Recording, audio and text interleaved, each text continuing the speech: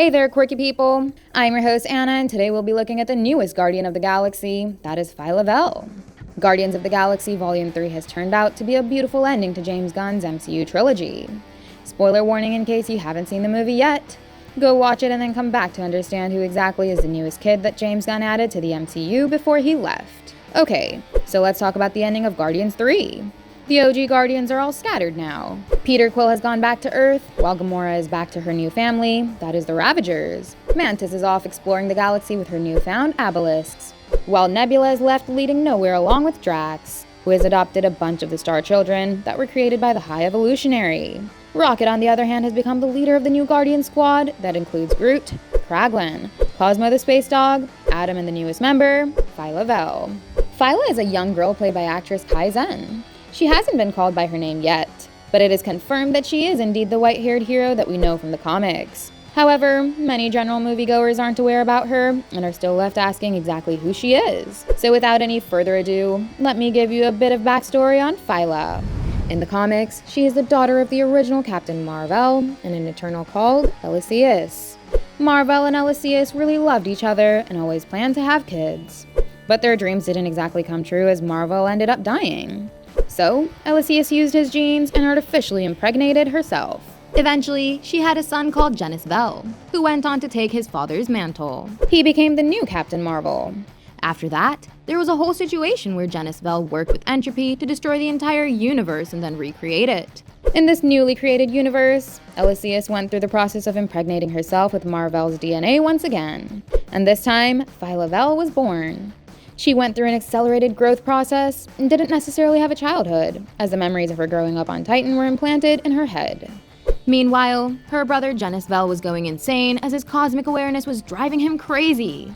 So Phyla, Elysius, and Star Fox took the responsibility of snapping him out of his madness and did that successfully. That established Phyla to be worthy of the Captain Marvel mantle, and she convinced her brother to pass it on to her.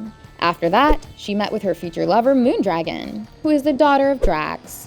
But then Thanos kidnapped Moondragon, and while pursuing her trail, she found herself caught in the Annihilation Wave. So she joined the likes of Nova and other cosmic heroes to battle Annihilus.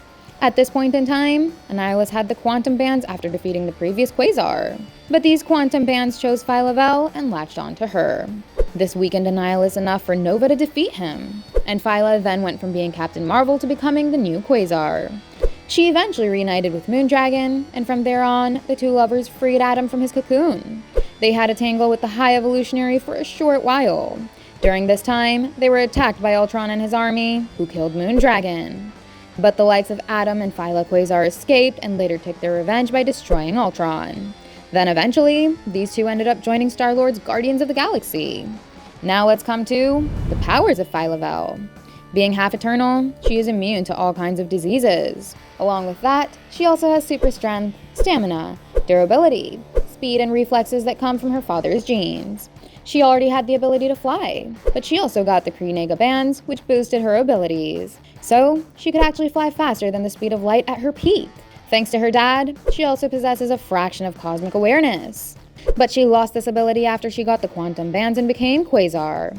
Although the Quantum Bands did provide her with some other cool abilities, which include construct creation. With this one, she could create energy constructs that are similar to Green Lantern up to a certain extent. She can generate force fields and emit destructive energy blast waves.